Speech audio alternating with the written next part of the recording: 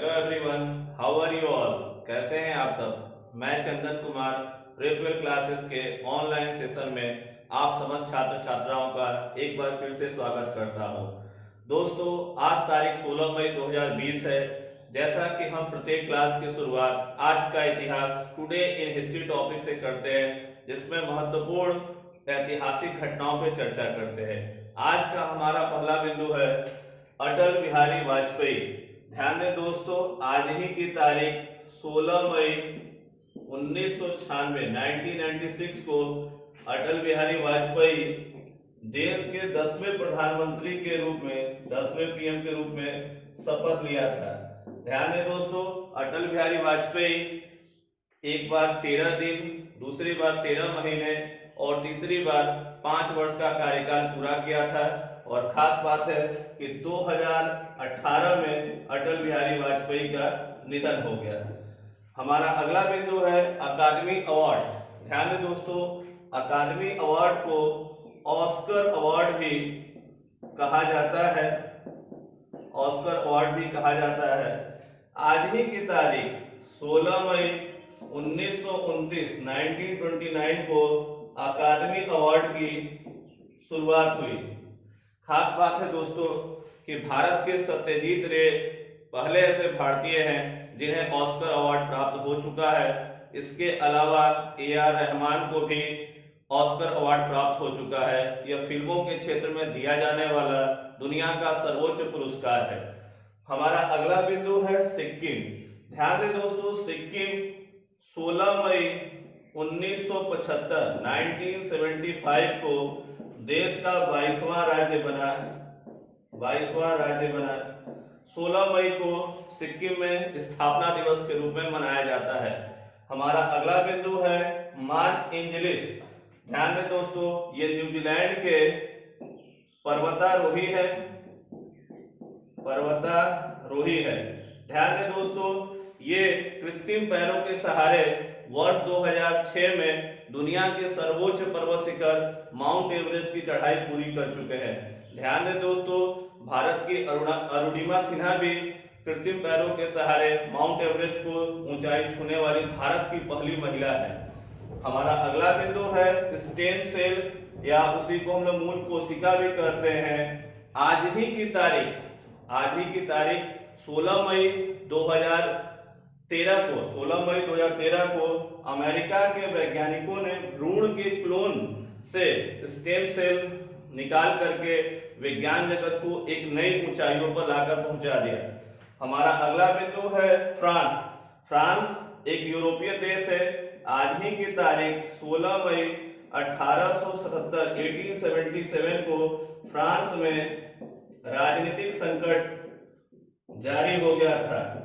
ध्यान दें, जिससे फ्रांस की सरकार और फ्रांस देश पूरी तरह से अस्त व्यस्त हो गया।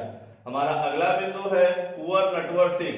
ध्यान दें दोस्तों, ये कांग्रेस के नेता रहे हैं। कांग्रेस के नेता रहे हैं। ये भारत के विदेश मंत्री भी रहे। भारत के विदेश मंत्री भी रहे। आज ही की तारीख 16 मई 1931 1931 को इनका जन्म हुआ था। हमारा अगला बिंदु है रुस्तम जी, होमस जी। इन्हें होमी मोदी भी कहा जाता है। ध्यान दें दोस्तों, होमी मोदी भारत के एक मशहूर उद्योगपति थे। इनका आज ही की तारीख 16 मई 2014 को निधन हुआ था। इनका जुड़ाव टाटा ग्रुप की ओर से था। चलते हैं हम लोग करंट अफेयर्स की ओर। दोस्तों, आज का हमारा पहला करंट अफेयर्स है कोबास 6800। ध्यान दें दोस्तों, यह एक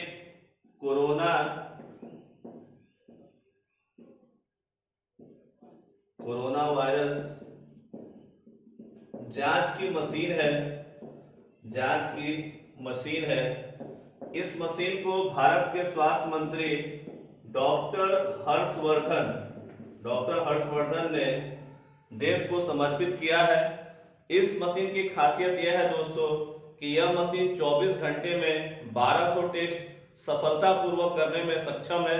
इस मशीन को भारत के स्वास्थ्य मंत्रालय द्वारा राष्ट्रीय रोग नियंत्रण केंद्र में स्थापित किया गया है। ध्यान दें दोस्तों, इस कोरोना के दौर में तरह तरह के मशीनें बनाई जा रही है। अभी फिलहाल यह मशीन सबसे सफल मानी जा रही है, क्योंकि इसका जांच का जो परसेंटेज है और जांच की सफलता रेशियो वो काफी बेहतर मानी जा रही है। दोस्तों, हमारा अगला दूसरा करंट अफेयर्स है एशियाई विकास बैंक, जिसको हम लोग ADB या इसी का फुल फॉर्म है एशियन डेवलपमेंट बैंक भी कहते हैं। ध्यान दें दोस्तों, एशियन डेवलपमेंट बैंक ने एक अनुमान दुनिया के सामने रखा है कि लगभग कोविड-19 के कारण विश्व की अर्थव्यवस्था में लगभग 8800 अरब रुपए का नुकसान होने की संभावना है। 8800 अरब डॉलर का नुकसान होने की संभावना है, क्योंकि इस समय लगभग पूरी दुनिया में कोविड का प्रभाव है, जिसके वजह से लगभग उत्पादन की सारी इकाइयां ठप पड़ी है। तरह तरह के रोजगार के संगठित असंगठित क्षेत्र काम नहीं कर पा रहे, इसलिए यह एक बहुत बड़ी वैश्विक समस्या के रूप में उभर रही है। तो ध्यान दें दोस्तों, आप यह ध्यान रखना है कि किस बैंक के द्वारा, तो एशियन डेवलपमेंट बैंक के द्वारा 8800 अरब डॉलर के नुकसान की एक अनुमान लगाया गया है। ध्यान दें दोस्तों, एशियाई विकास बैंक का हेडक्वार्टर मनीला में है। मनीला फिलीपींस देश के अंतर्गत आता है, फिलीपींस की राजधानी है। इस बैंक में वर्तमान में सदस्य राष्ट्र 68 है, जिसमें 49 सदस्य राष्ट्र एशिया से तथा 19 सदस्य राष्ट्र अन्य देशों से हैं। ध्यान दें दोस्तों, एशियाई विकास बैंक में सबसे बड़ी हिस्सेदारी जापान की है। हमारा अगला बिंदु है अल्फा सिल्यूकिन प्रोटीन।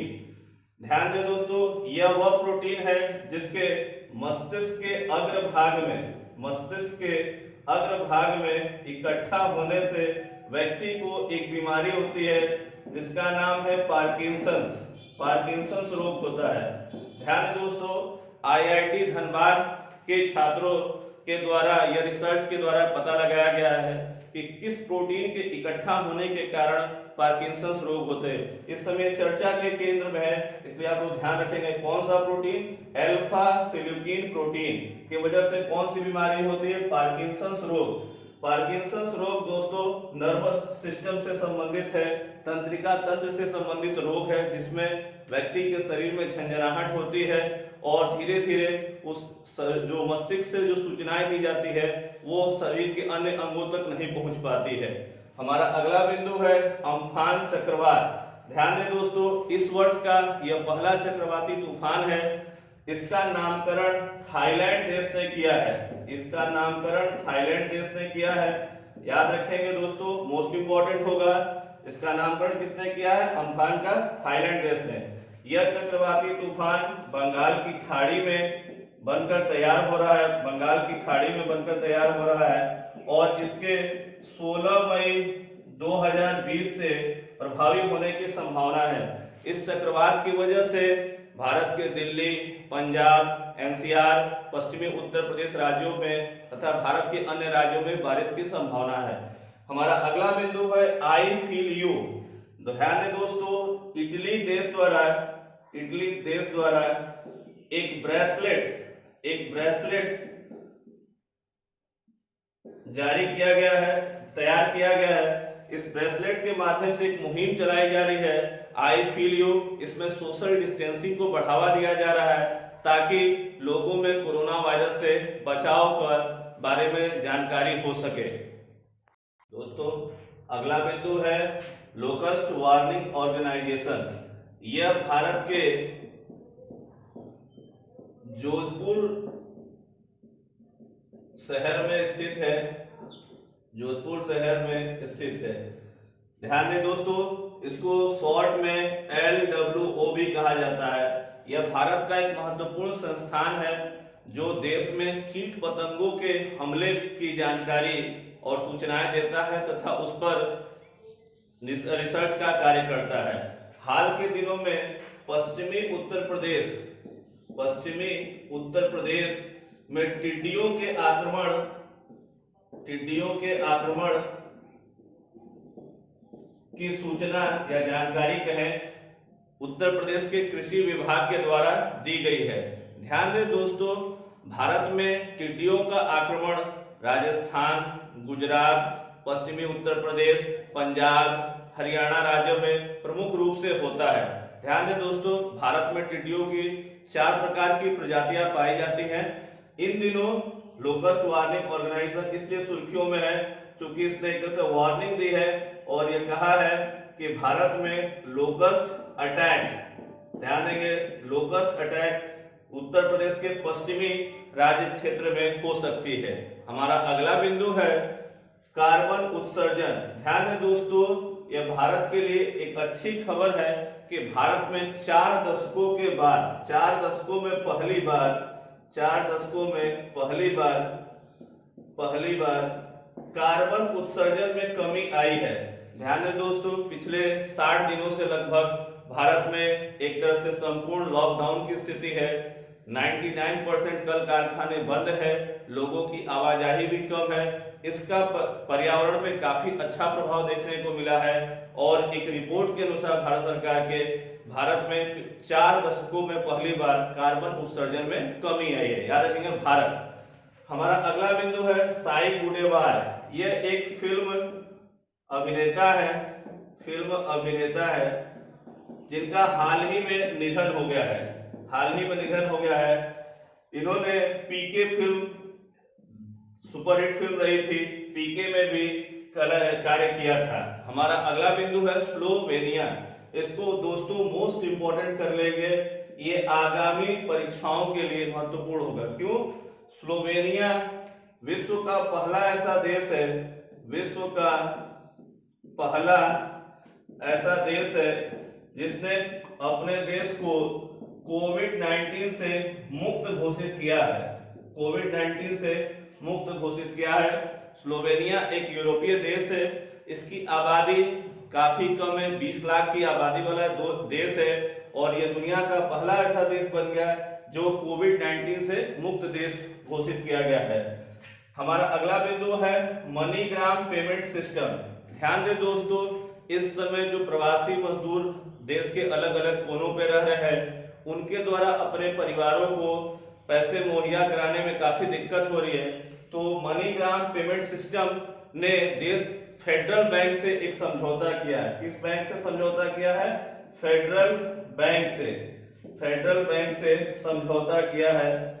इस समझौते के अंतर्गत प्रवासी मजदूरों के द्वारा जो पैसा मुहैया कराया जाएगा उसे उनके घरों तक पहुंचाने में सुविधा मिलेगी।